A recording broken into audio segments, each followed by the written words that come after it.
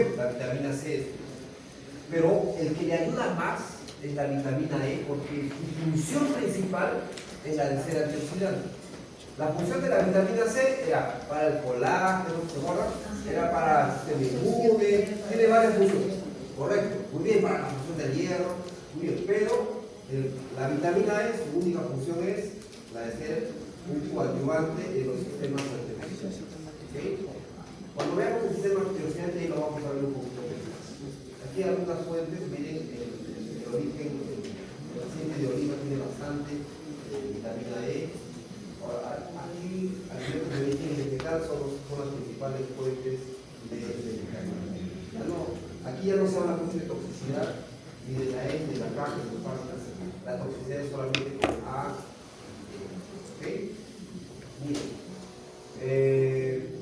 Estas son algunos de los beneficios, digamos, más visibles, pero en realidad es todo un sistema que previene la oxidación. ¿Okay? Pero ¿cómo se evidencia más? El cuidado de las membranas celulares y tejidos del daño ocasionado justo por la oxidación. La oxidación viene de radicales libres o especies reactivas de oxígeno. ¿Okay? Bueno, la vitamina K, para terminar esta parte, la vitamina K, dependiendo del origen, si es animal o vegetal, tiene la vitamina K1, la vitamina K2, ¿no? La otra. ¿Cuál es la función de la vitamina K? Vitamina K, ¿para qué sirve? De la E ya han aprendido, es antioxidante. No hay otra función para la vitamina E, solo esa. La vitamina K tiene una sola función también. ¿Coagulación de qué? De la sangre, obviamente, que no se coagula. Mire, la vitamina K tiene una función principal. ¿Cuál es la función principal de la vitamina K? Participar en los procesos de coagulación sanguínea. ¿Okay? ¿Por qué es importante la coagulación sanguínea? Mi hermano tampoco me hecho. ¿Qué han hecho? ¿Qué han hecho de ejercicio? Ahora ya es todo. Solo para saber, ¿qué han hecho? Digestivo. ¿Qué han hecho de digestivo? ¿Qué más? Reproductor. Ya. En el mato, ahí van a aprender toda la cascada de coagulación. ¿Por qué es importante que nuestra sangre coagule o no? ¿Por qué? Claro. Imagínense que nuestra sangre no coagule. Tenemos una herida y empezamos a perder sangre. Lo primero que pasa cuando hay una injuria, una herida, una apertura, la ruptura de un vaso sanguíneo, imagínense, estamos en un vaso sanguíneo y ha habido un accidente y se ha roto la membrana y empieza a perder sangre, glóbulos rojos, glóbulos blancos.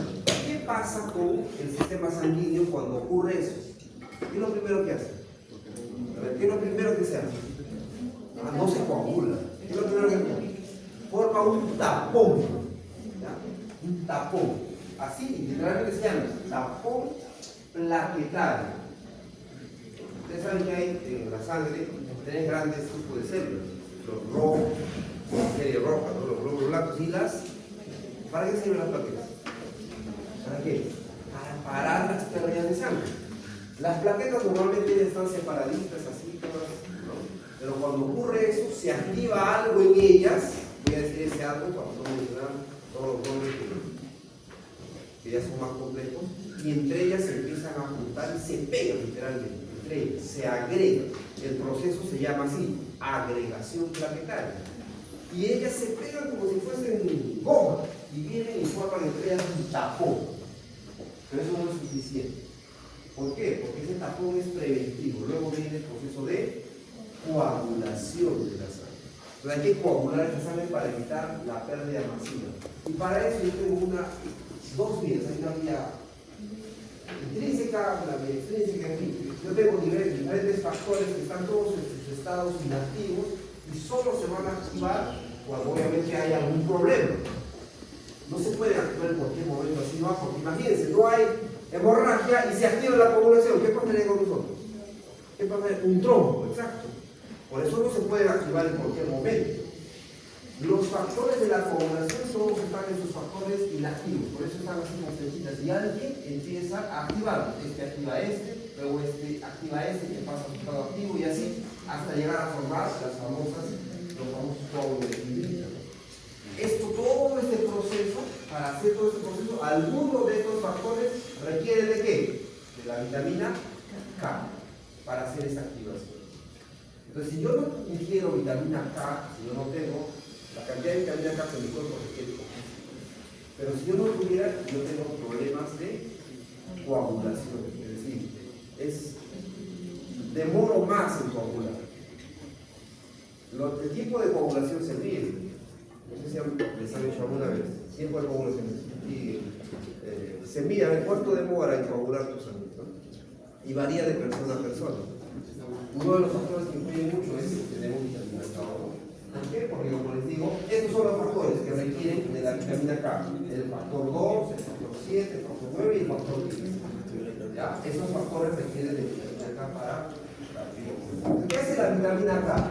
La vitamina K actúa, miren, en estos factores como un coadyuvante, facilitador de la adición de carbonos en residuos de glutamato de esos factores. Esos factores necesitan carbono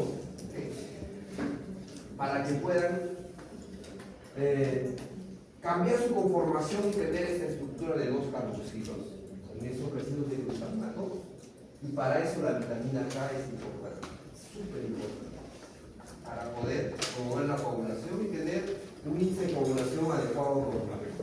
Si no hay vitamina K, el tiempo de coagulación no aumenta. Entonces es importante, por ejemplo, cuando vamos a hacer una cirugía, es importante saber los niveles de la vitamina K que tiene la persona. ¿Por qué? Porque vamos a hacer una incisión y hay que saber qué tanto de tiempo va a tardar esa persona en coagular su sangre. Ahora, ¿qué es importante? ¿Qué es la warfarina? Es un anticoagulante. Miren, nosotros, normalmente nuestra sangre, ¿cómo debe estar? ¿Coagulada o anticoagulada? Normalmente, ¿cómo está nuestra sangre? Anticoagulada, está fluyendo. Solo se activa la coagulación cuando hay una injuria o alguna situación. Pero hay personas que no tienen ninguna injuria y activan la coagulación. Y se forma ¿qué cosa? Coágulos en la sangre, que nosotros reconocemos como trombos, trombosis. Y esos trombos son peligrosísimos. Son muy peligrosos. ¿Por qué? Porque pueden obstruir los vasos sanguíneos y no permitir el paso de la sangre. Y si no pasa la sangre a algún tejido como el cerebro, por ejemplo, no llega oxígeno, no llega glucosa y ese tejido se va a morir. Es muy peligroso. Entonces, hay algunas personas que por el otro lado tienen el problema de sufrir de trombosis. Y ahí más bien no hay que darle vitamina K. O sea, más bien ahí se usan algunos fármacos como que evitan la coagulación. ¿No? ¿Ya?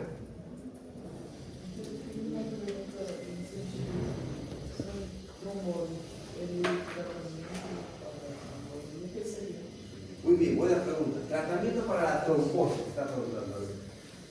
¿Cuándo se puede presentar la trombosis?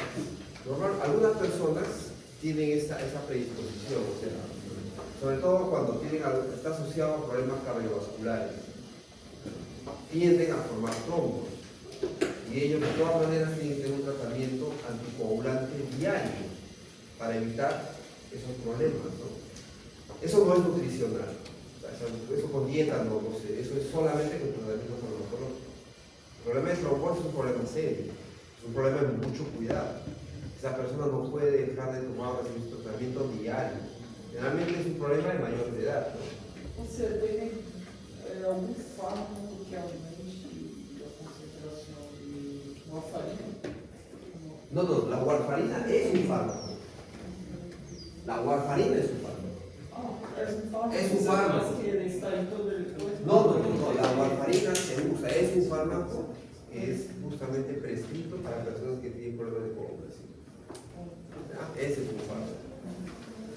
Bueno, ahí está, coagulaciones, ¿no? Coordina, algunos dicen así, la vitamina K ayuda a coordinación, ayuda a coordinarnos a través de calcio los carbonos para formar la forma activa de los factores de coagulación. ¿Okay? Bueno, algunas fuentes de vitamina K bastante origen vegetal, también tiene origen animal. Como les dije, su requerimiento diario es bien pequeño, 120 microgramos, 100 microgramos de promedio es muy poquito lo que se requiere por día. ¿Ok? Muy bien. ¿Alguien alguna pregunta? Y también me veo hasta las 5:15.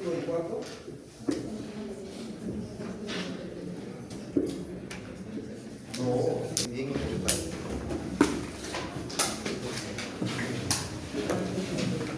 Minerales. Miren. A ver, díganme hasta ahora de lo que hemos visto entre los macronutrientes. ¿Cuáles son los principales problemas de salud?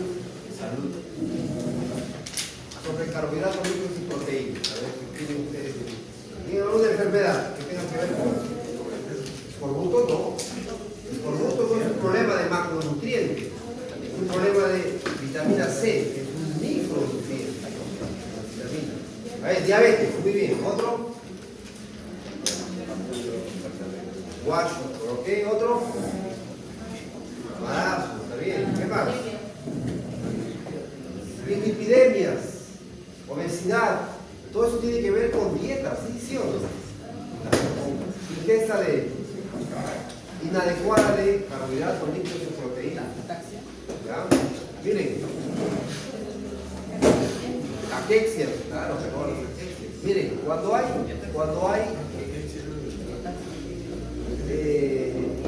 problemas de salud por deficiencia de micronutrientes. A ver, ya hemos visto ayer, a ver, ¿qué enfermedades hemos comentado ayer? Escorbuto, una, muy bien, deficiencia de vitamina C. Otra, ayer hablamos de 3 anemias. A ver, la megaloblástica, la perniciosa, la sideroblástica. 3 clases de anemias por deficiencia de algún tipo de vitamina B específico, eso se tiene que aprender. A ver, díganme algún nombre de una enfermedad por deficiencia de un mineral. Porque ahora vamos a hablar de minerales. Ya hemos hablado ahorita de liposolubles, ahora minerales. Anemia también, deficiencia de hierro. ¿Okay? Otra. Hay varias. ¿Cómo se dice? ¿Cómo se llama cuando hay más sodio de lo que normalmente debería haber en el plasma sanguíneo? Hipernatremia. ¿Y se puede dar? Claro que se da. Es más, es un dato común en la población que haya mucho más sodio del que debería haber, porque consumimos mucha sal. Y vamos a ver eso. ¿Okay? Miren, vamos a ver minerales. O sea, ¿qué quiero decirles? El problema de salud con macronutrientes, carbohidratos, lípidos y proteínas, son bien conocidos, pero el problema con micronutrientes a veces son descuidados, pero es mayor el número de enfermedades debido a eso. ¿Ya? Vamos a ver. Miren, a los minerales llamamos a todos los que son elementos químicos.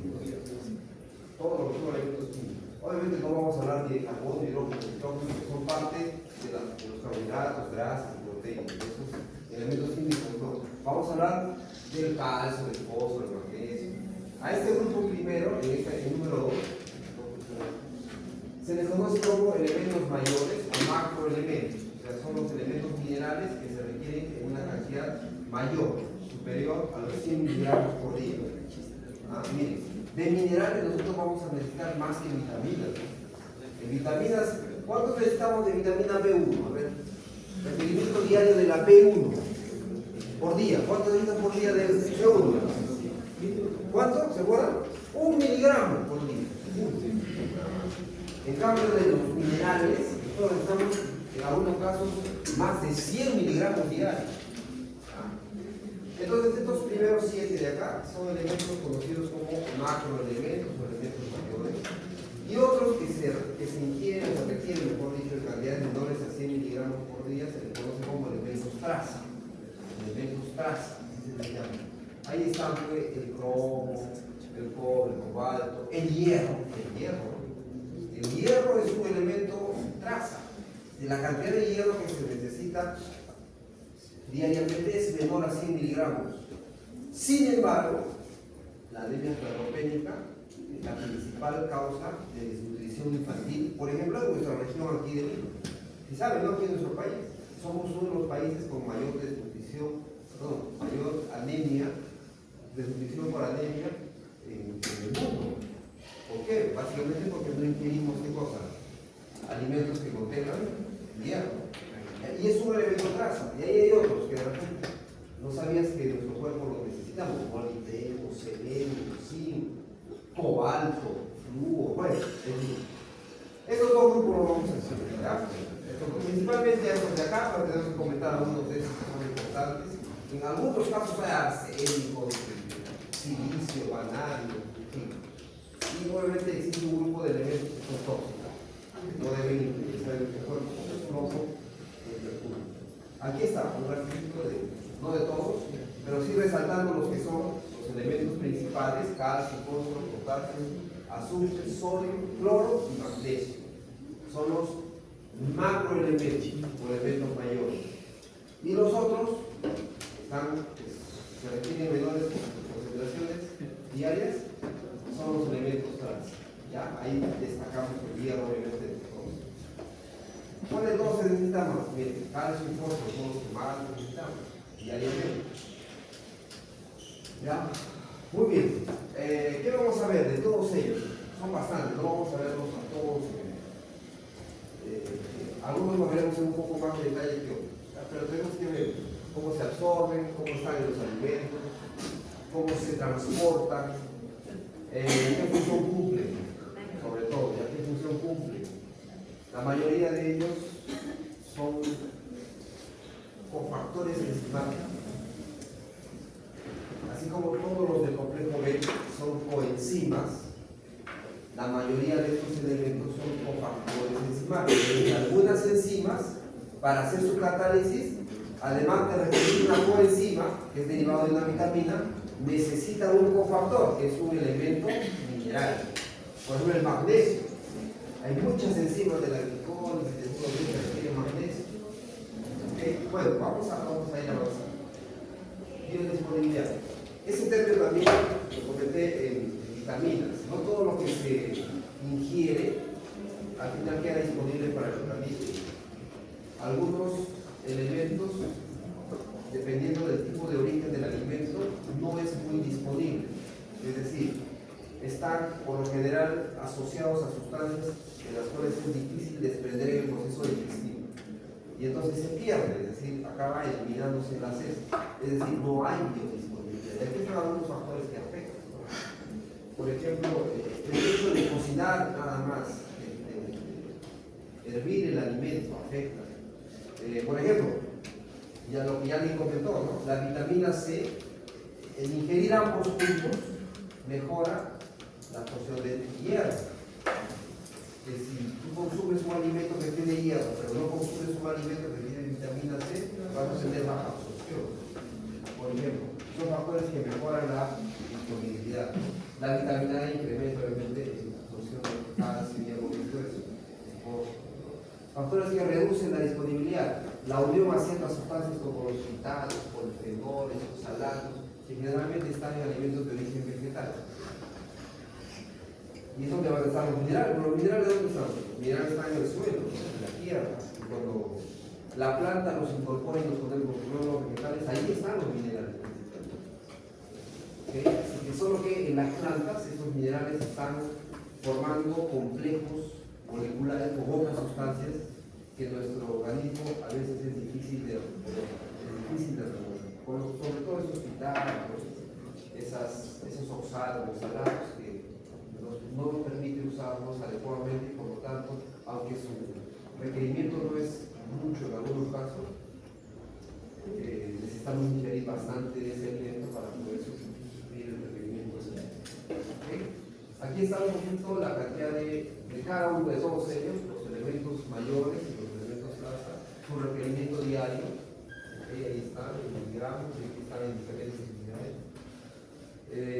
Algunas enzimas, estos como les dije, todos son cofactores enzimáticos. Algunas de las enzimas que usan estos para poder hacer el catálisis, la mayoría de ellos son elementos enzimáticos.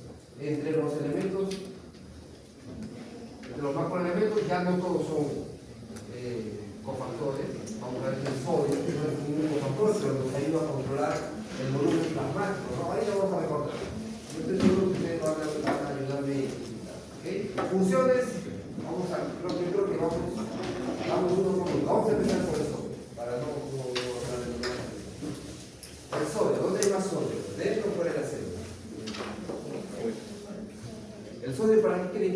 importante o no el sodio? Imagínense, si nosotros no tuviéramos esa diferencia de gradiente de sodio entre el exterior y el interior de la célula, no se darían muchos procesos. Por ejemplo, no absorberíamos glucosa. ¿Cómo se absorbe la glucosa en el intestino? Con el SGLT1. ¿Y qué significa SGLT1? Significa transportador acoplado de sodio y glucosa. Es decir, si es que no hay sodio, no se absorbe glucosa.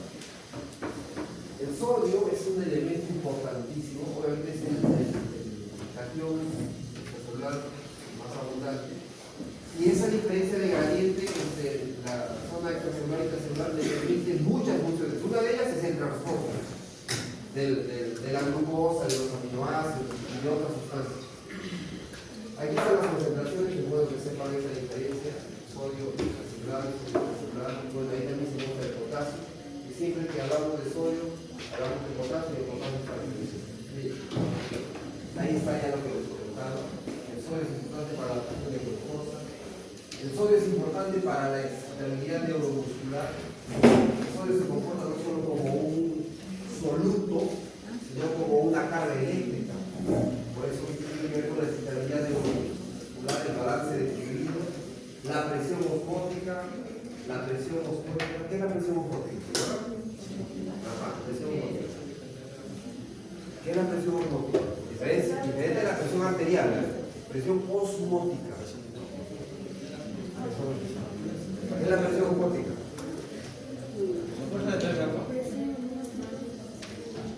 Claro, tiene que ver con los osmoles, ¿no? Como el sodio y el cloro son los principales osmolitos. Es decir, son los solutos.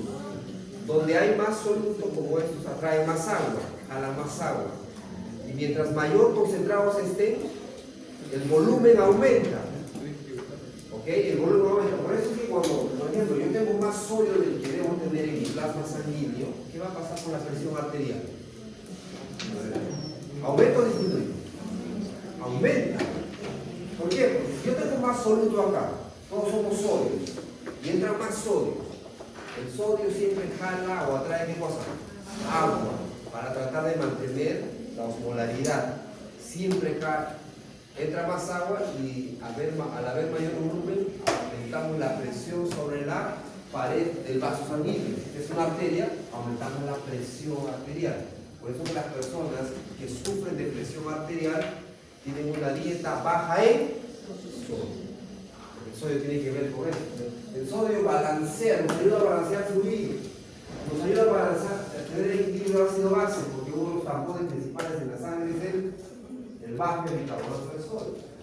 Y ya el cotransporte, como hemos visto, ¿no? El transporte de lugar a la ¿ok? Miren, aquí está un poquito la recomendación de nosotros requerimos diariamente de 5 a 10 gramos de sodio. ¿Okay? 5 a 10 gramos de sodio. Un exceso de la dieta conduce a un problema de hipertensión. Sobre todo un consumo sostenido, ¿no? A algunos nos gusta comer saladito, ¿no? La verdad, ¿quién le gusta comer sin sal? A nadie, ¿no? Pero hay que tener cuidado, jóvenes, ¿no? El problema de hipertensión arterial hoy es tan común. Al inicio no duele nada, a esta edad, ¿no? Pero cuando ya llega la edad adulta empiezan a aparecer los contrarios. Miren, aquí está un poquito de cómo las aldosteronas, estas son hormonas. Voy a comentar algo muy. ¿Qué pasa cuando yo tengo mucho sodio y estoy incrementando mi organismo tiene que expulsar ese exceso de sodio, tiene que eliminar, tiene que excretar sodio, pero a la vez no puede eliminar tanto porque yo necesito tener sodio, guardar sodio, o sea, tiene que haber un equilibrio, por eso se llama homeostasis de sodio. Y para eso hay muchos factores que afectan el sodio en la dieta, la presión arterial, hormonas como la aldosterona y hay otras hormonas como esta de la angiotensina que tienen que ver con procesos de excreción de sodio. Algunos disminuyen, otros aumentan, ¿no? Obviamente mucho sodio en la dieta va a aumentar su excreción. La hormona liospredona es una que inhibe su excreción. ¿Qué significa? ¿Qué significa que yo inhiba la excreción de sodio? ¿Qué hace la aldosterona? Retiene líquidos. Si yo no, ¿cuándo será eso? Cuando estoy sin consumir agua. Cuando estoy sin consumo apropiado de agua, yo no puedo estar los sodio, porque no puedo eliminar agua. Entonces, para retener agua, ¿qué retengo? Sodio. Okay, hay todo un proceso, es decir, hay muchos tejidos involucrados en relación al sodio. El sodio es un elemento importantísimo para nosotros. Y aquí están las dos causas. Obviamente la concentración normal de sodio en plasma es 135 a 145 mililitros por litro en plasma sanguíneo. Cuando yo tengo menos que esto o más que 145, yo entro en un cuadro de hiponatremia, cuando es menos, o un cuadro de hipernatremia, cuando es más. Ese es el término apropiado. Hiponatremia e hipernatremia. ¿Okay? Hipernatremia, cuando tengo mucho sodio, cuando he perdido agua, obviamente, solo agua. Me he quedado con mucha sal, con mucho soluto. ¿Okay? Cuando tengo hiponatremia, por ejemplo, cuando he tenido diarrea, he perdido mucho electrolito, he pierdo mucho sodio. Y algunas son las enfermedades que se asocian con cuadros de hiponatremia. Enfermedades hepáticas, traumas, infecciones, se asocian con hiponatremia, que es básicamente pérdida de intestino, hiponatremia y hipernatremia. Sodio es fácil de controlar, sodio es fácil, es solamente dieta, no hay otra cosa, solo dieta. Y la principal fuente de sodio, ¿cuál es?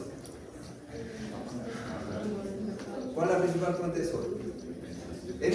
Miren, si ustedes supieran, obviamente si no le ponemos sal a la comida sería sin sabor, ¿no? Pero no necesitamos agregarle nada de sal para tener los requerimientos normales. ¿Entiendes? Es decir, si tú no le llevas nada de sal, esa sal de mesa, y solo te consumes frutas, alimentos, verduras, con eso es suficiente, no de cloro, de sodio. Así que no necesitaríamos comer, pero ¿quién se va a comer pues, sin sal? Nadie, ¿no?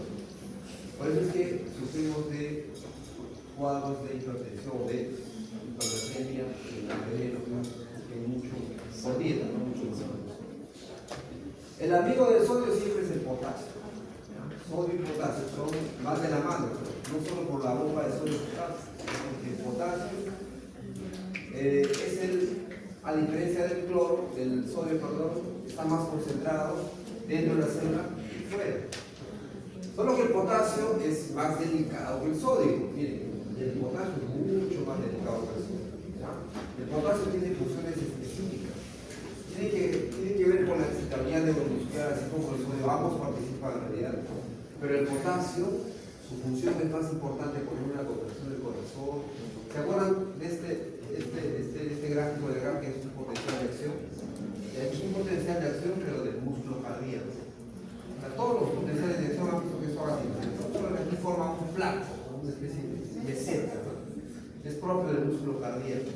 Yo necesito esperarle a todas las fibras musculares para que la contracción sea global. La contracción del músculo no es por etapas, todo el órgano. Entonces, esto me ayuda. ¿Qué está pasando aquí cuando hablamos en términos de sodio y potasio? ¿Qué está pasando aquí? En este proceso conocido como repolarización y cuando sobrepaso el umbral hiperpolarización. ¿Qué está pasando aquí? ¿Se acuerdan? Está saliendo grandes cantidades de ¿qué? De potasio. ¿Se acuerdan que esto es básicamente canales que se abren y se cierran? ¿Qué canal se abrió aquí? A ver, para que yo lleve mi potencial de membrana de meningodelta a más 45 más 50. ¿Qué pasó aquí? ¿Quién ingresó? Sodio, mucho sodio. Se abren todos los canales dependientes de voltaje, de sodio y de calcio también. Si entra sodio, entra calcio, y la carga que era negativa se torna positiva. Y luego cae. ¿Por qué cae? Obviamente de positivo nuevamente a negativo, porque en el momento se abren los canales de sodio de y también se abren los canales de potasio. Solo que los canales de potasio tienen un mecanismo de apertura mucho más lento. O sea, ellos se abren, los dos canales se abren juntos, sodio y potasio. Solo que los canales de sodio se abren rápido y entra mucho sodio. Los canales de potasio también se abren pero lento. Aquí están completamente abiertos y recién empieza a salir el sodio. El sodio es importante entonces para los procesos de transmisión nerviosa, es decir, un impulso nervioso de neurona a neurona. para contracción muscular, todos los procesos de excitabilidad celular. El potasio es importante. El potasio y el sodio, pero el potasio en la fase de la recuperación, ¿no? Para la preparación de la célula para recibir un nuevo ciclo. ¿Qué más? Transporte activo secundario, concentración, bueno, alcalosis, sí, aquí tiene que ver mucho. Ahora vamos a ver bien. El requerimiento es muy parecido con el del sodio, ¿no? 4 o 5 gramos diarios de potasio. Las fuentes, ahí, carne, cereales, vegetales, frutas, todo lo que es vegetal tiene elementos minerales. Hipocalemia, tal vez que sea un término nuevo, así como hiponatremia. ¿Ya? Tener menor concentración de 3.5 miliequivalentes por litro en sangre de potasio se conoce como hipocalemia. Y más bien, por encima de los 7 miliequivalentes, hipercalemia. Ojo, no es calcemia, no se confundan con el calcio, es potasio, calemia. ¿Ya? Y ahí están algunas de las causas que pueden llevarme a un cuadro de hipocalemia, el vómito, la diarrea, es decir, perder electrolitos. Y aquí un cuadro de hipercalemia que hace que yo tenga más potasio en plasma de lo que puedo tener, por la enfermedad de Addison. O la acidosis metabólica, a diferencia de la alcalosis. ¿Ok? Entonces, miren, el potasio, ese sí es importante, no pasa esto con el sodio, es influenciado mucho por el pH sanguíneo. Un cuadro de alcalosis causa hipocalemia, es decir, tener un pH superior a 7.4 me lleva a cuadros de hipocalemia. Por el contrario, una acidosis metabólica me causa una hipercalemia, aumenta los niveles de potasio. Y eso es peligroso. Más potasio de lo normal, en una hipercalemia, cambia, por ejemplo, la contracción muscular, los cambios electrocardiogramos, ¿no? Puede alterar mi contracción muscular y generar un cuadro de desincronización en la contracción muscular. Eso todo es como arritmia, ¿no? La pérdida del ritmo cardíaco. Entonces, miren, sodio y potasio van muy de la mano. Sodio y potasio, así como hemos visto, van muy de la mano. ¿Ya? Ambos son cationes, ambos tienen que ver con procesos de excitabilidad. El potasio tiene que ver además con contracción. ¿Ya? El cloro es el principal anión de nuestro cuerpo, carga negativa. ¿Cuál es la función principal del cloro? A ver, ¿para qué nos sirve el cloro en nuestro cuerpo? ¿Dónde tenemos un cloro? Muy bien, ¿para qué necesita el cloro en nuestro cuerpo? A ver, sodio y potasio ya hemos visto, ¿no? Para formar el ácido clorhídrico. ¿Para qué sirve el ácido clorhídrico? ¿Para qué sirve? Ya han hecho digestión. A ver, ¿cómo te llamas? A ver, explícame, ¿para qué sirve el ácido clorhídrico? A ver, cuéntame, ya has hecho digestivo, ¿cierto? ¿Aprobaste? Sí, ya, a ver, cuéntame. A ver, explícanos cómo se llaman las células que producen el ácido clorhídrico. Parietales, ¿estás seguro?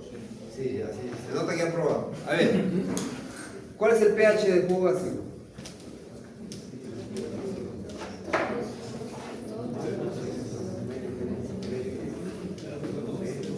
Aprobado por el SUSTI, creo, ¿eh? ¿Cuánto más o menos? 2.5, 2. ¿Por qué es tan ácido? ¿Por qué es tan ácido? Para degradar. Con esa acidez, ya yo destruyo algunos enlaces peptídicos, puede ser, no tanto, solo las peptidases hacen eso. Pero yo necesito ese valor de pH, ¿para qué? Para que mi pepsinógeno se active pepsina, si no, no se activa. Si no, no se activa, entonces voy a llevar proteína. Ok, el cloro es importante, jóvenes, es importante. Aquí está la cantidad que se requiere por diferentes rangos de edad. ¿Ya?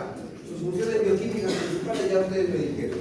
Formar el ácido clorhídrico, yo necesito cloro, hidrógenos que sean secretados a la luz gástrica para poder ayudar en la digestión de las proteínas, sobre todo la digestión de proteínas. mantener el pH sanguíneo, ayudan a regular la presión osmótica, porque de todas formas, tanto el sodio, el potasio, el cloro son solubles, jalan agua, ambos, jalan agua y por lo tanto regulan la presión. ¿Okay?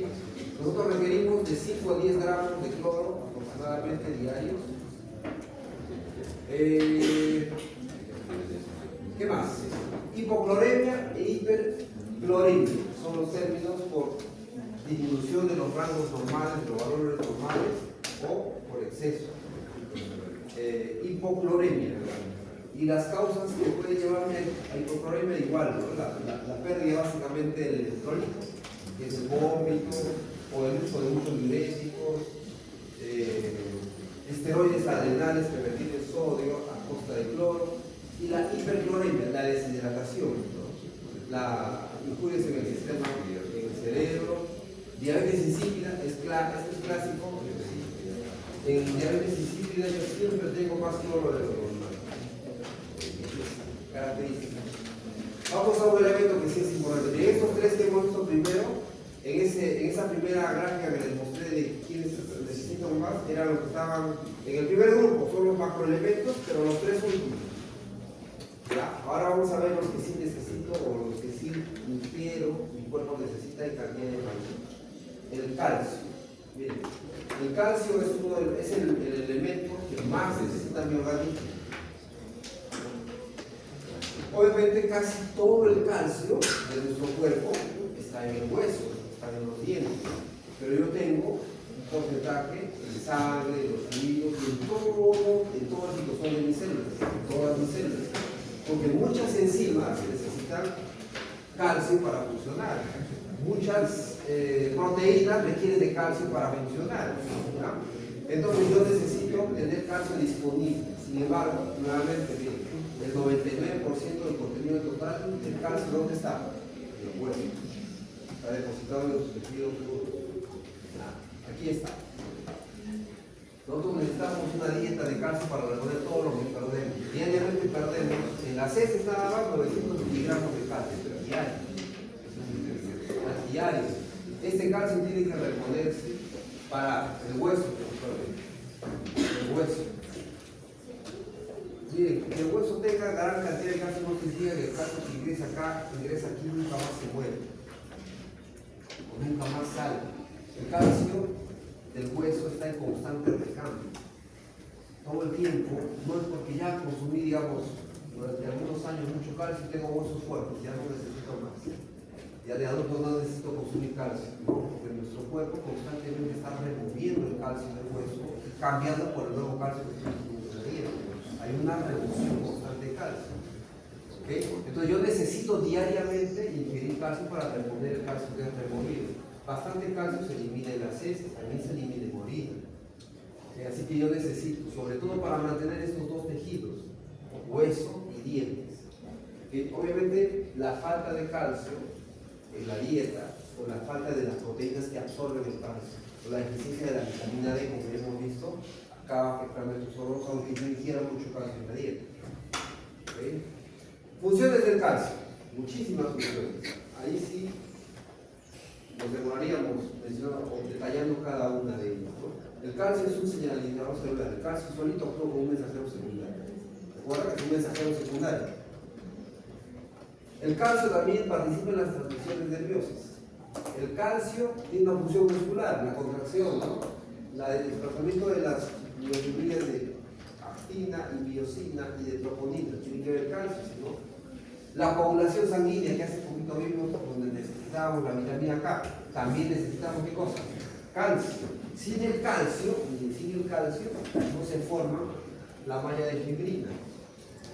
El calcio es coenzima o es un cofactor enzimático de muchas enzimas.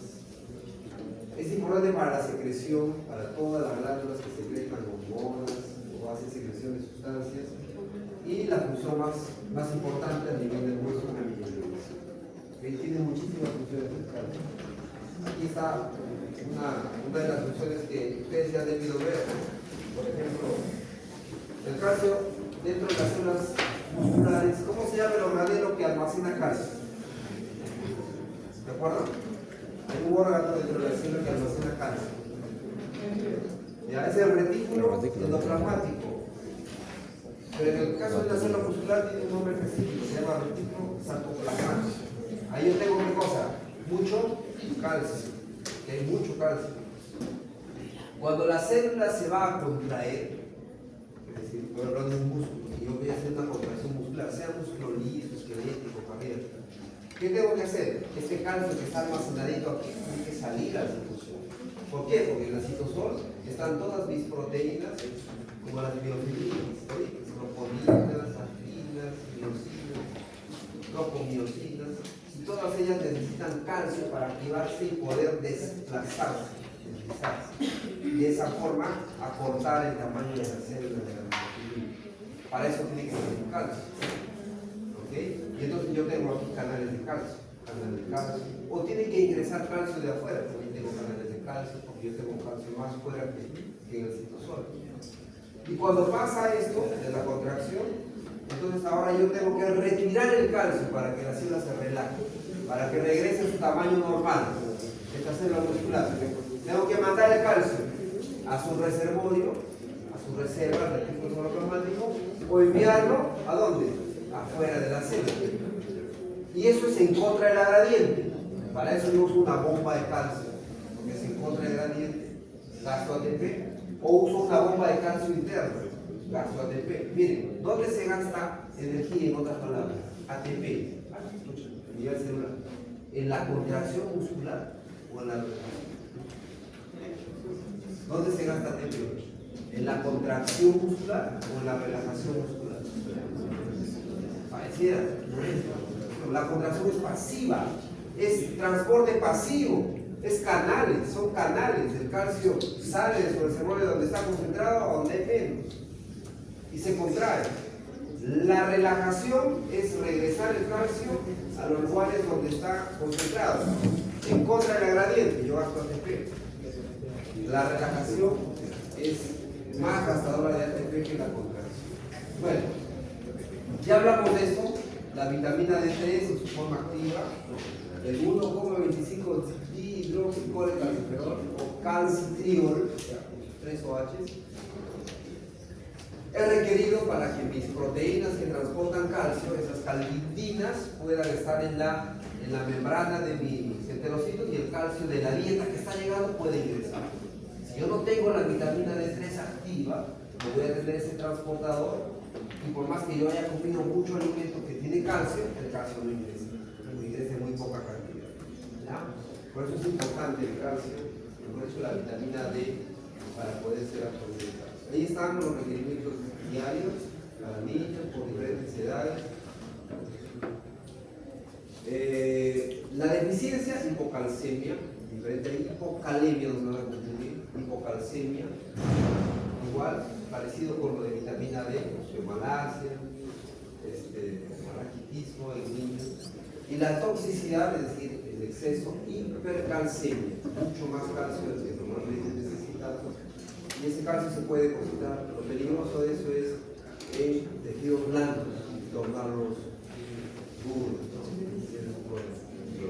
Aquí están algunas de las fuentes de calcio, ¿ya? Miren, está la leche entera, leche descremada, yogur, ostras y muchos de los vegetales. Tienen menor cantidad de calcio en relación a 100 gramos de alimento, pero si los consumimos de forma variada, tenemos una fuente adecuada de calcio. ¿Okay? Bien, la leche es el que tiene el mayor contenido de calcio. Y sobre eso hay mucho debate, ¿no? La leche de vaca, pero es para el becerro, no es para los ojos. Pero nosotros tenemos alimentos de origen vegetal que tienen cantidades menores, pero consumidas de forma adecuada, nos damos suplementos normales. ¿Okay? El problema del calcio y la leche, el problema de la leche no es el calcio, el problema de la leche es como las otras sustancias que son perjudiciales para la salud. Ustedes saben que la leche actualmente, hoy en día, tiene otras sustancias que son derivadas del metabolismo de hormonas y sustancias químicas, medicamentos que se le aplican a los animales para que produzcan mucha leche. Ese es el problema de consumir el animal hoy en día. No es el calcio. ¿Ya? Fósforo. Fósforo es otro elemento importantísimo.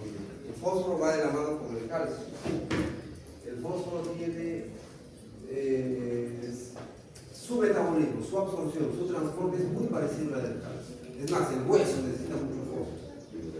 Pero además de ser parte de algunos tejidos duros como el hueso, el fósforo es parte, por ejemplo, de los ácidos nucleicos, ¿no? Aquí está la base nucleotidenal y sus fósforos, del ATP, de los nucleótidos. Hay muchas enzimas que requieren fósforo, son fosforiladas o desfosforiladas. El fósforo es importante para muchas reacciones enzimáticas, además de formar tejidos, ¿no? El ADN, por ejemplo, yo formo enlaces o puentes fosfodiésteros, necesito átomos de fósforo, bastante fósforo. En todo mi ADN yo tengo miles de estos puentes, miles de estos enlaces. Es decir, el fósforo no solamente me va a ayudar para formar tejido duro, sino para muchas funciones. Su absorción, su metabolismo, igual yo necesito de la vitamina D3, así como necesito para el calcio, la D3 también me sirve para absorber el fósforo. ¿Ya? Sin D, sin vitamina D tampoco absorbo fósforo, solo que no se habla mucho de eso, de esa relación. Pero necesito vitamina D para poder absorber fósforo. Miren, la deficiencia de fósforo también me da raquitismo, osteomalacia, anormalidades en los glóbulos rojos, glóbulos blancos. ¿Okay? Tiene que ver, es muy parecido con la ingesta del calcio. Ahí está. Su ingesta es equivalente al calcio, es favorecido también por la vitamina D. Sus recomendaciones son las mismas para el calcio. Y bueno, las fuentes de fósforo son alimentos proteicos, derivados lácteos, los cereales y las legumbres también tienen bastante fósforo. ¿Okay? Hay algunos peces de origen marino que tienen bastante fósforo. Desde alguna vez han consumido. Una persona que tiene poco fósforo en su cuerpo y de repente consume un alimento que tiene mucho fósforo, lo duerme toda la tarde después de la noche. Así les ha pasado alguna vez. Sobre todo hay peces que tienen bastante cantidad de fósforo. Si eso te ha pasado es porque tenías poquito fósforo en tu cuerpo. Tu cuerpo, en ese momento que te duermes, está tratando de aprovechar todo el fósforo posible que queda ingerible. Azufre. El azufre es otro elemento, es otro macroelemento. Necesitamos que mantengas también altas. Y lo vamos a ver básicamente porque el azufre es un elemento que está en dos aminoácidos, en la metionina, ahí está el aminoácido metionina, una S de azufre, y en la cisteína. Estos dos aminoácidos que forman mis proteínas requieren de azufre. Gracias a ese azufre yo formo los famosos puentes dissulfuro, por ejemplo, que todas las proteínas necesitan. ¿Ya?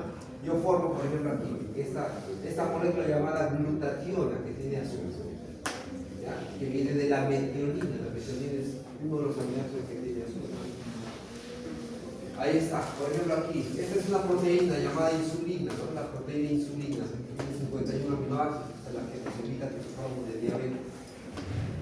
Y en la estructura de estos 51 aminoácidos yo tengo diferentes residuos de cisteína. Otra cisteína. ¿Yo por qué sé que estas son cisteínas? Porque ellas son las que me forman estos puentes disulfidos. Para eso yo requiero azufre. La cisteína tiene un átomo de azufre y con el azufre de la otra cisteína me forma un enlace y me toxiva la proteína. Y así se forman las estructuras secundarias y los. El azufre, no se olviden, son los dos aminoácidos, cisteína y metionina. Básicamente el azufre es requerido para eso. Algunas otras sustancias sí lo tienen, ¿no? La glutationa porque tiene una metionina, la heparina, que también tiene propiedades anticoagulantes, también tiene sulfatos también. Pero son pequeños y menores cantidades. Uno de los últimos de los macroelementos, el magnesio.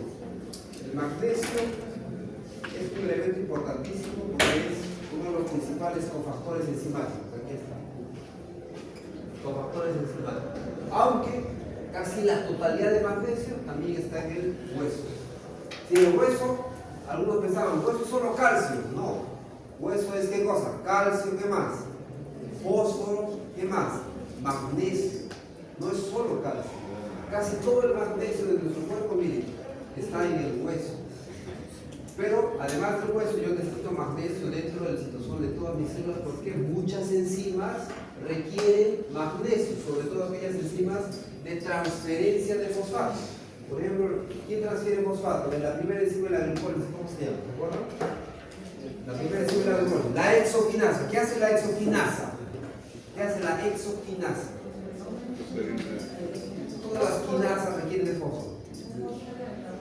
Ya, coge un fósforo del ATP, el ATP es el donante del fósforo, y se lo va a la glucosa del carbono 6, y la transforma en glucosa 100. ¿Okay? Como esa enzima quinasa transfiere fósforos, requiere de una coenzima, de un cofactor, ¿cómo se llama? Es decir, la exoquinasa. No haría esa transferencia de fósforo del ATP a la glucosa si yo no tengo magnesio. Importante, ese magnesio trabaja como un cofactor. Y además, miren, es un cofactor de más o menos cerca de 300 otras enzimas diferentes. La función del magnesio básicamente es como 100%. Aquí están algunas de ellas. La quinasa, la enolasa, la mutasa, la fosfoquinasa, la enolasa, la piruvato. Todas las quinasas requieren magnesio, porque todas las quinasas tienen que ver con transferencias de fósforo. De ahí viene su nombre quinasa, ¿no? Fosfoquinasa. Entonces es la principal función del magnesio. ¿Okay? Ahí está. Las funciones básicas del magnesio son unicelulares. Pueden estar unidas a algunas moléculas, pero generalmente se lo describe en su forma ionizada o en su forma. 350 miligramos en adultos varones, 300 miligramos en mujeres y un poco menos, hasta 250 en niños. En el embarazo aumenta, en la lactancia también, ¿okay? Y el magnesio es una fuente de todos los alimentos de origen vegetal, todos. Es difícil tener deficiencia de magnesio. La cantidad es pequeña y está presente en hojas verdes, así que cualquier hoja verde que lo consuma tiene magnesio, bastante magnesio, porque el magnesio es parte de la clorofila. Y ahí todo lo que es verde tiene magnesio, todo lo que es verde. Bueno, ya hemos visto las funciones, voy a empezar con un debate. Hipomagnesemia es el término cuando hay menos magnesio del que requerimos normalmente, los valores normales. Hipermagnesemia es lo contrario, lo opuesto. ¿Okay? Hipo e hipermagnesemia. Ok, hasta ahí son los macroelementos. ¿Ya? 7, miren, son 7. A ver cuáles son. A ver, ayúdenme a ver. Sodio, potasio, cloro. Con eso vamos a empezar. Luego, calcio, fósforo, azufre y magnesio. Miren, apenas hemos hecho 7. Nos faltan como 20. Ya que son los trazas, los elementos. No vamos a verlos todos. Solo vamos a hablar del hierro. El hierro nada más. De todos los elementos traza, cobalto, selenio, tungsteno, solamente vamos a hablar del hierro, que en realidad es el más importante. Miren, el hierro. ¿Es importante o no? No le damos mucha importancia a nosotros. ¿Consumen hierro ustedes o no? ¿Sí? Miren, si hacemos un estudio epidemiológico ahorita y le sacamos sangre a todos y medimos sus niveles de hierro, no hierro, su hemoglobina. Para medir un marcador de hierro es hemoglobina.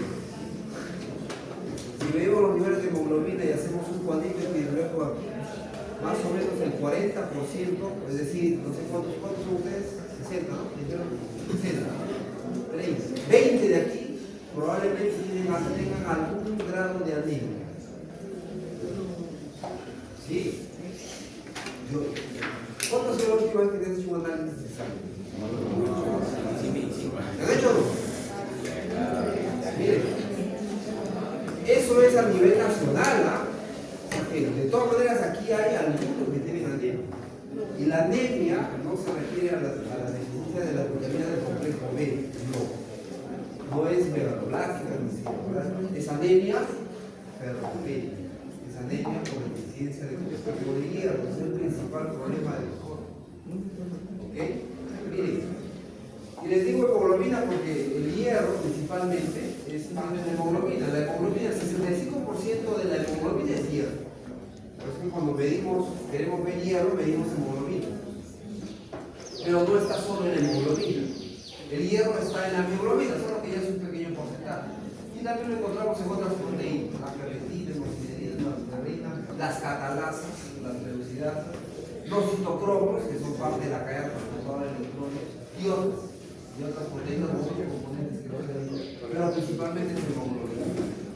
Por eso es que asociado al hierro y sabiendo la función de la hemoglobina, deficiencias de hierro, anemias, ortopédicas, afectan el transporte de qué cosa? De oxígeno, que es la principal función de la hemoglobina. ¿Okay? Poco transporte de oxígeno, sueño, cansancio, debilidad, falta de concentración. Bueno, vamos a ver el primer examen, a ver si estamos bien. Misiones bioquímicas, respiración celular, los citocromos. Todos los citocromos de la cadena transportadora de electrones son ferroproteínas, por lo tanto está en hierro. Es decir, importantísimo en el proceso de respiración celular. Transporte de gases, o sea, transporte de oxígeno. Hemoglobina principalmente en todos nuestros vasos sanguíneos y la mioglobina en el tejido muscular. Reacciones oxidativas, todas las oxidorreductasas usan hierro. Las enzimas peroxidasas, las catalasas, por ejemplo, usan hierro. Sus funciones son básicamente esas cuatro funciones. ¿Okay? Los requerimientos de hierro, es bueno que ustedes sepan, son poquitos, son bajitos. Sin embargo, no los completamos. Varían en función de si es varón, si es mujer y el estado de la mujer. Miren, ¿quién necesita más hierro? ¿Quién necesita más hierro? La mujer embarazada. Sí, la mujer que está gestando. 4 veces más, por ejemplo, que un varón. 4 veces más hierro. Claro. Los niños necesitan más o menos como un adulto que está en posición de crecimiento. Ah, ya, este grafiquito me gusta. Miren cómo esto para. Miren aquí se ejemplifica un poquito la diferencia de hierro entre hombres y mujeres. Las mujeres siempre van a necesitar más hierro que los varones. ¿Por qué? Porque tienen una pérdida mensual de hierro. Necesitan responder. ¿Ok? Entonces ellas siempre necesitan ingerir más hierro que los varones. Pero cuando hay embarazo, miren cómo aumenta la necesidad de hierro. Muchísimo. Por eso es que muchas mujeres están gestando desde el niño. ¿Por qué? Porque no ingieren más alimento que tenga hierro del que normalmente debería. Eso no va a pasar con ustedes, porque ustedes sí tienen. Sin embargo, hay personas, o sea, hay mujeres que no tienen conciencia de esa necesidad. Ya hablamos de la vitamina B, ¿qué B era? Que se requiere también para el embarazo. De todo el complejo B hay una que se requiere como suplemento. B9, obligatorio. Miren, una mujer que toma la decisión de ser mamá debe ir al médico 6 meses antes. Quiero ser mamá de aquí a 6 meses, así debe ser. Y el médico le va a decir, de acá a 3 meses empieza a tomar este suplemento y este otro como suplemento. Esos suplementos son 2: vitamina B9, que es el ácido fólico, y el hierro, que eso tiene que tomar. ¿Por qué? Porque el requerimiento es grande. ¿Qué pasa si tú, mira, qué pasa con la mamá, con la mujer que está consumiendo, digamos, normal su hierro, que requiere mínimamente, no hace que se vuelva anémica, es normal, se embaraza y sigue consumiendo lo normal?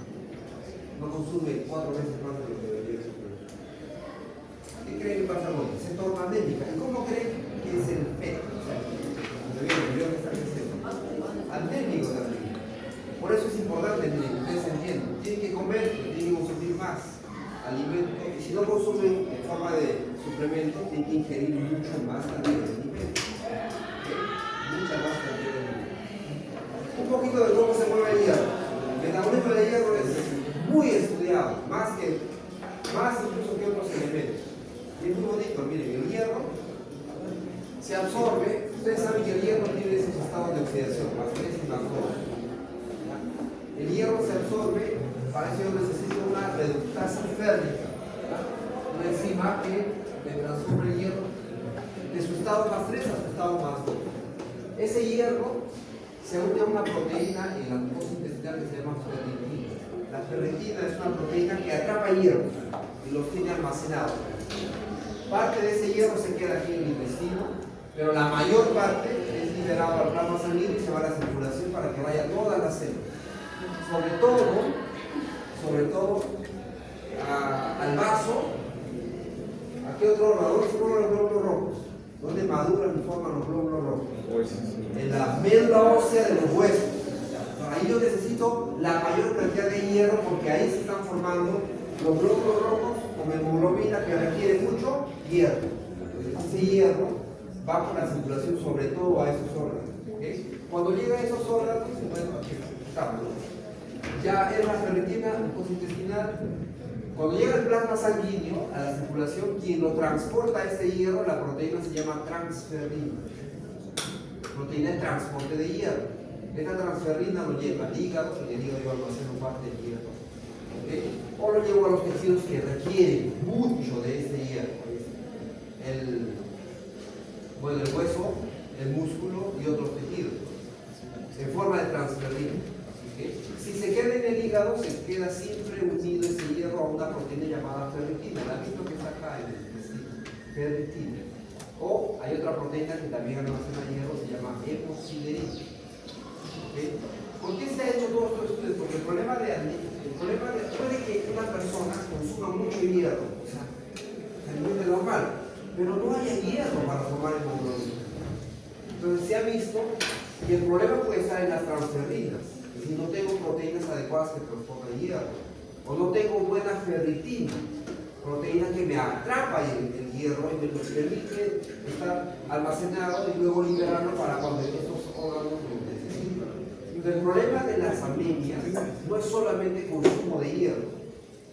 En nuestro país sí, pues es un país de desnutrición, ya el problema. Pero en otros lugares el problema es por proteínas que tienen que ver con el metabolismo del hierro. Sobre todo estas proteínas, se forma mal esta proteína y no transporta hierro, se forma mal esta proteína y no almacena hierro. ¿Okay? No se olviden dos proteínas con el hierro, transferrina y ferritina, son las más importantes. Hay otras, epsilina, hemosiderina, pero estas dos son las más importantes. ¿Okay? Bueno, muchachos, creo que es eso. Yo tengo aquí más información, más detalles, pero es casi lo mismo de lo que les venía comentando. ¿Okay? El intestino, cómo se mueve el hierro, ¿no? Las transferrinas, los tejidos, la hemosiderina, los red blood cells o glóbulos rojos, ¿okay? Y las enzimas reductantes que transforman el hierro en su estado más 3, en su estado más 2, que ahí es la forma en que existe. ¿Okay? Muy bien, la deficiencia anemia ferropénica es la más común de todas las enfermedades por deficiencia de nutrición. Y es la que nosotros, población, padecemos y es muy llamativo eso que pasa. ¿Cuál es la causa principal? Ingesta inadecuada. ¿Okay? Ingesta inadecuada. O aumento de requerimiento, pero no se incrementó en la dieta, ¿no? Por ejemplo, cuando estamos en crecimiento, los niños, o la mujer gestante, por ejemplo. O hay una mala absorción. Ingiero bien, pero no absorbe. Falta de vitamina C, por ejemplo. Ya ustedes me dijeron, ya lo vimos allí. Entonces, ¿qué tienes que hacer? Algo práctico, en tu plato de comida, ahí terminando, para que aseguren la absorción del hierro. ¿Dónde está el hierro? ¿Qué alimentos tienen hierro? ¿Cuál? El hígado. El hígado tiene bastante hierro. Tú comes un pedazo de hígado y ya tienes hierro para todo. Pero ¿qué pasa si eres vegetariano? Hígado vegetariano. Lentejas, sí, las lentejas, pero las lentejas no tienen tanto hierro como uno quiere. Más hierro hay, ¿saben dónde? Sí, más hierro hay en alimentos que tienen color verde. Las hojas verdes tienen mucho hierro. La espinaca, la lechuga, todo lo verde tiene hierro, pero cuidado porque tienes tu ensalada, ¿no? De tu espinaca, perdón, tu lechuga, con tu espinaca. Tú te puedes comer 1 kilo de espinaca, 1 kilo de ensalada y no absorbes el hierro que tu cuerpo necesita. ¿Por qué? Porque el hierro de origen, a ver, el hierro de origen, no, ya no lo quiero. Miren, el hierro de origen vegetal es difícil de ser absorbido si no tiene vitamina C. La vitamina C, como es un ácido, ese ácido permite que el hierro pase de tu estado más 2 a tu estado más 3 para que pueda ser absorbido. Si no, no se ingiere por más que consumas mucha ensalada. ¿Ya? Tienen que, ahora el hierro en su estado de origen del hígado, por ejemplo, de origen animal, ese ya pasa incluso en la forma del grupo M de la hemoglobina, es decir,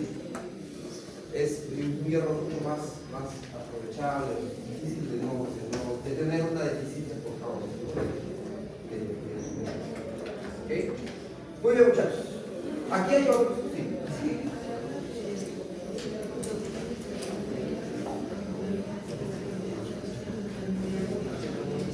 Sí, claro, a eso iba lo práctico.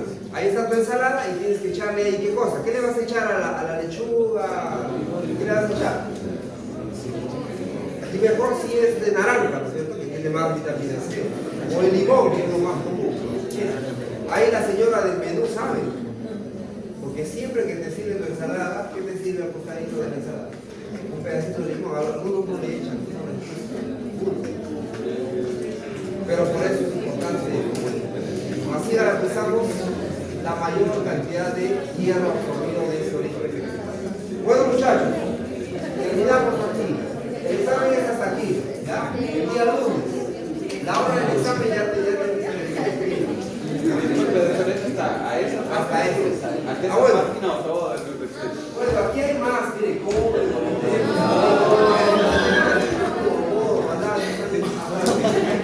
el examen va a ser hasta níquel, ¿ya? No, hasta hierro, ya, hasta hierro. Tampoco todo, miren, hay muchas cosas. De los elementos, calcio tienen que saber, calcio. No pueden, calcio, hierro. Sodio, potasio. No podemos dejar de sodio, potasio. Ya, el cloro quizás. Pero sodio, potasio, calcio, hierro. Y el magnesio, ya está. Nada más, esos 5. Por ejemplo, voy a hacer alguna pregunta. ¿Ya? Para que enfoquen. ¿Y de las vitaminas? De vitaminas, de las hidrosolubles, todas. Porque toditas son importantes. Todas las del complejo B. Cualquiera del complejo B. De las liposolubles. Las 4 por 4 más. Todas, sí, vitaminas. De vitaminas se tienen que leer. Cualquier libro encuentra información sobre vitaminas. De vitaminas, averigüen bien, porque vitaminas se pueden hacer cosas. Ya. Bueno, muchachos, cuídense. Que les vaya